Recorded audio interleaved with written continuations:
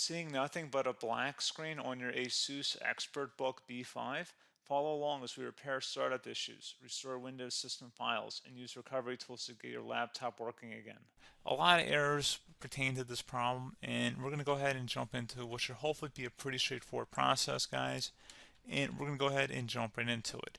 So first thing I'd recommend doing would be to actually go ahead and boot to the troubleshooting utility on Windows 11. So if you do a hard power off 3 times in a row, Windows should automatically attempt to launch the startup repair utility. And if it doesn't find anything, it will give you the option to select advanced settings, in which case it will take you to a screen that looks like this. Now, if it does not take you to a screen that looks like this, or you're unable to get to that, you can also download the Windows 10 Media Creation Utility, or Windows 11. They probably will make a creation utility for Windows 11 at some point. And it doesn't really matter. You can actually run the Windows 10 utility on Windows 11 as far as I'm aware. And you should be able to run the troubleshooting utilities built in within it. So you just would go ahead and download it to an ISO file and then burn it to a DVD or USB. It'd have to be about 4 gigabytes or more. It couldn't be a small USB flash drive, and it couldn't be a CD. It'd have to be a DVD. And then you boot your computer from it. So depending on the computer manufacturer, you'd have to tap a different key on your keyboard in order to launch that menu, in order to select what boot drive you want to go off of. So it could be anything between the escape key, F2, F8, F12, for example. And those are the function keys on the top of your keyboard.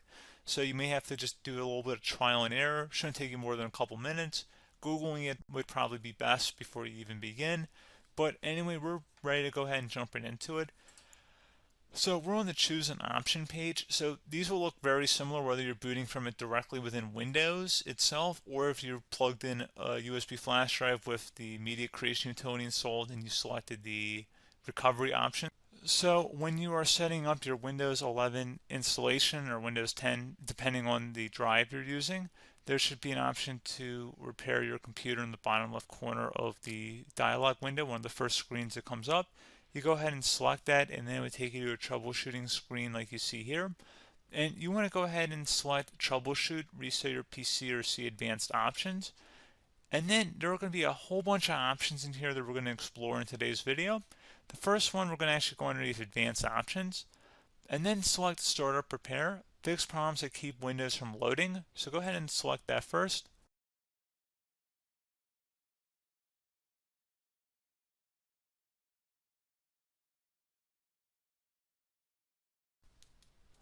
Okay, so you can see it could not repair our PC. That was our first option we could try. Something else, if we go back into advanced options here and then select troubleshoot, we're going to go underneath advanced options again. You can go ahead and actually access safe mode by selecting startup settings. And then if you select the restart button, you have the option on the screen select safe mode with networking, which will give you a key on the screen. It'll tell you which key to press to enter that. I believe it's the F7 key. It'll do that for you. I'm not going to go over that in today's tutorial because I don't really want to go into safe mode, but you're more than welcome to attempt that by going into here and then selecting restart.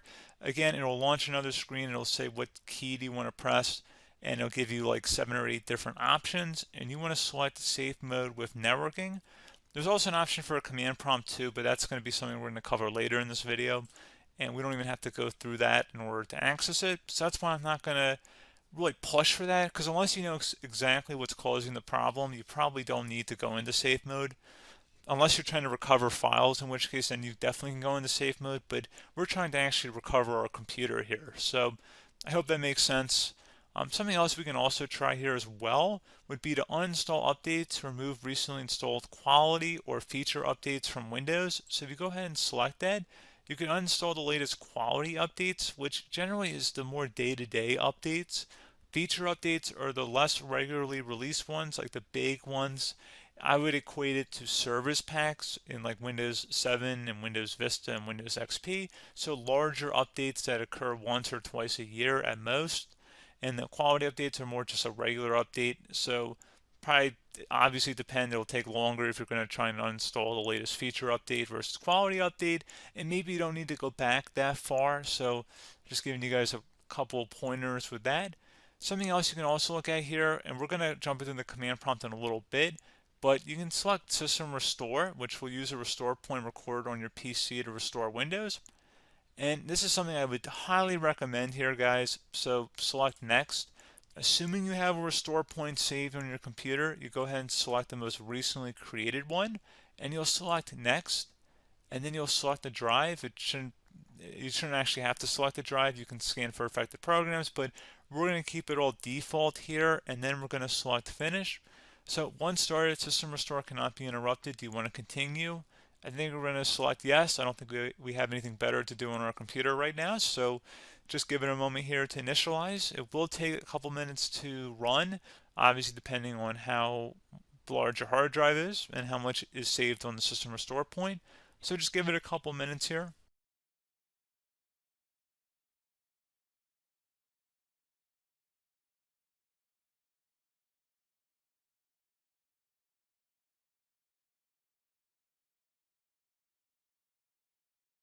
Okay, so you can see the system has been restored successfully.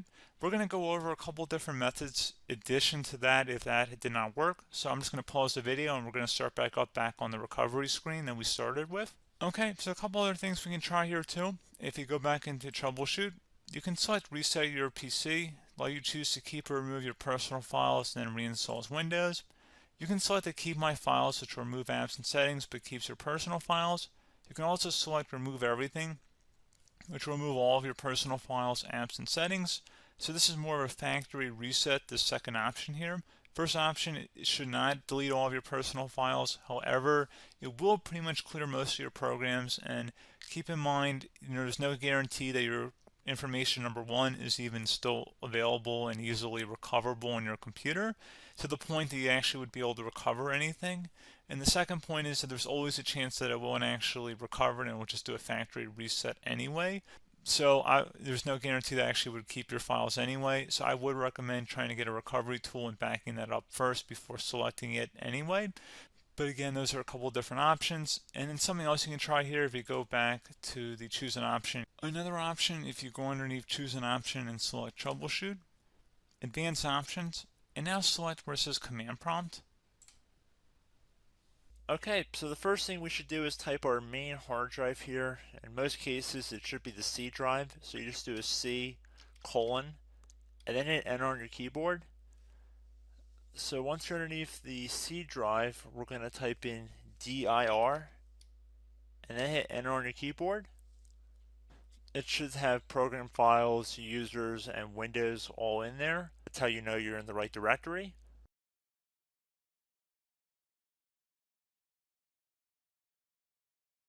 In some cases, it might be the D drive as well, so just keep that in mind.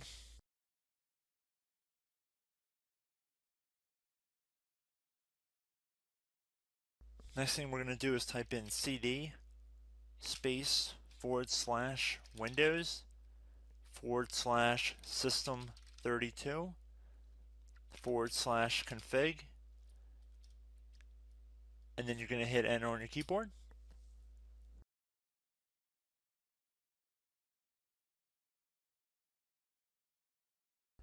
So now you're going to type md space backup. If you've seen other tutorials, it might also say to put down md backup. That's because the backup name is pretty common when you want to back something up. So you can name this whatever you want, doesn't have to be backup. So if you've already made a backup folder in the past, you could do backup 1, for example. So once you're done setting the name you want the backup to be called, hit enter on your keyboard again.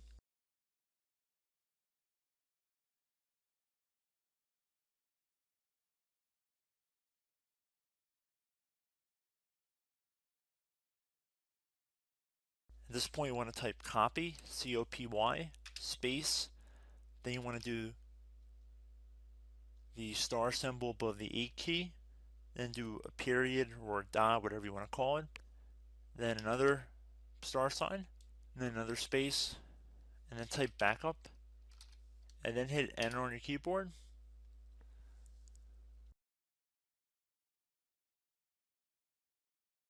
Now you want to type cd reg back, REG BACK, and then hit enter on your keyboard.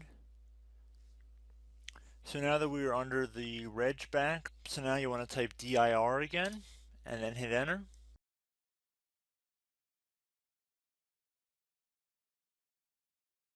So now at this point we're going to type copy again. So copy, space, star sign, dot, another star sign, space, and then 2 dots. So we're going to type copy, space, star sign, dot, sign, star sign, dot, dot, and then hit enter on your keyboard again. So for overwrite, you want to overwrite all. So type A on your keyboard, so capital A, and then hit enter on your keyboard.